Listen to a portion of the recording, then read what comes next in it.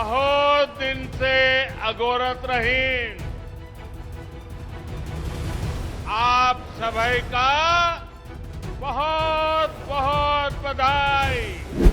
भोजपुरी बोली में पीएम मोदी का ये बधाई संदेश पूर्वांचल के उस जनता को साधने की कोशिश है जो यूपी के चुनावी समर के केंद्र में है।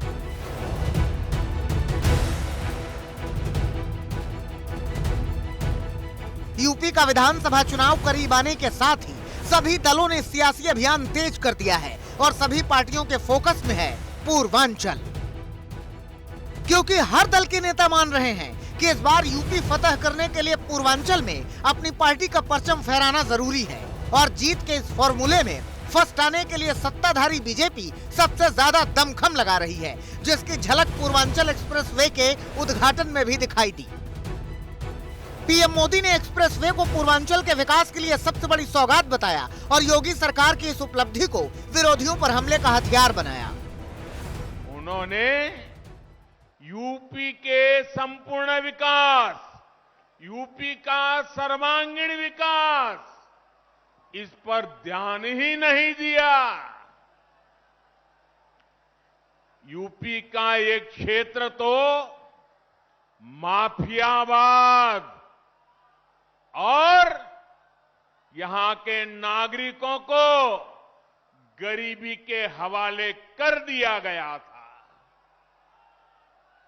मुझे खुशी है कि आज यही क्षेत्र विकास का एक नया अध्याय लिख रहा है। पिछले चुनाव में बीजेपी पूर्वांचल में सबसे बड़ी ताकत बनकर उभरी थी और पूर्वांचल के रास्ते ही यूपी की सत्ता तक पहुंची थी। इस बार भी पूर्वांचल को लेकर बीजेपी का पूरा प्लान तैयार है और इस प्लान में कई योजनाएं हैं, उद्घाटन है और सौगात है। बीजेपी के लिए पूर्वांचल की लड़ाई कितनी अहम है, इसे इस बात से समझ सकते हैं कि महीने भर के भीतर पीएम मोदी का ये तीसरा पूर्वांचल दौरा है।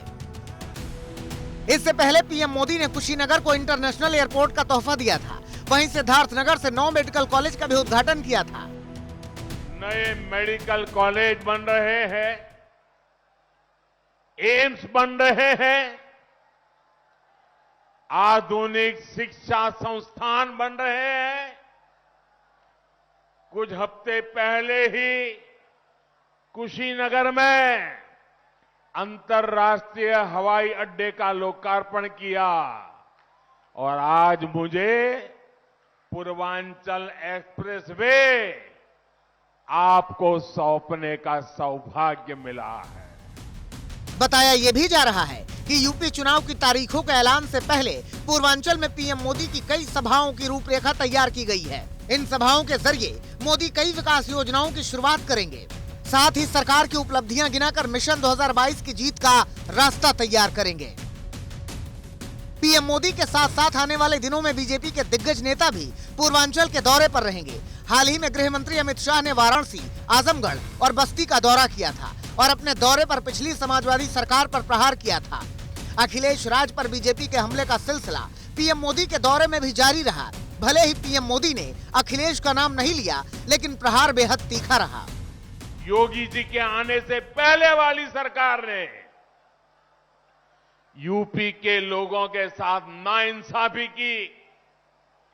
जिस तरह उन सरकारों ने विकास में भेदभाव किया, जिस तरह सिर्फ अपने परिवार का हित साधा, यूपी के लोग ऐसा करने वालों को हमेशा हमेशा के लिए यूपी के विकास के रास्ते से हटा देंगे। उधर विरोधी पार्टियां बीजेपी की इस रणनीति की काट खोजने में जुटी हैं। अखिलेश बार बार पूर्वांचल के चक्कर लगा रहे हैं, रथ यात्रा के जरिए जीत का जोर लगा रहे हैं और योगी सरकार के विकास के दावों को झुठला रहे हैं। आजमगढ़ की जनता जानती है विकास किसने किया है। गोरखपुर की जनता इंतजार कर रही थी विकास का, लेकिन गोरखपुर में नाव से चलना पड़ रहा है। जिन नाव वालों ने बीजेपी को आगे बढ़ाया, उन नाव वालों का धोखा दिया बीजेपी ने। केवल गोरखपुर नहीं, उत्तर प्रदेश का विकास ठप किया है सरकार ने। इसलिए विकास के लिए मैं अपील करने आया हूं कि एक बार फिर समाजवादियों का सहयोग और समर्थन करें। कांग्रेस महासचिव प्रियंका गांधी भी पूर्वांचल में आने वाले पीएम मोदी के संसदीय क्षेत्र वाराणसी और योगी के गढ़ गोरखपुर में सभाएं कर चुकी हैं। साफ है कि सभी दलों की निगाहें पूर्वांचल पर टिकी हैं और इस बार पूर्वांचल की जनता जिसे जीत दिलाएगी, यूपी फतह में उसकी राह बेहद आसान हो जाएगी। सुल्तानपुर में नेहा बाथम, अभिषेक मिश्रा और कुमार अभिषेक के साथ आज तक ब्यूरो।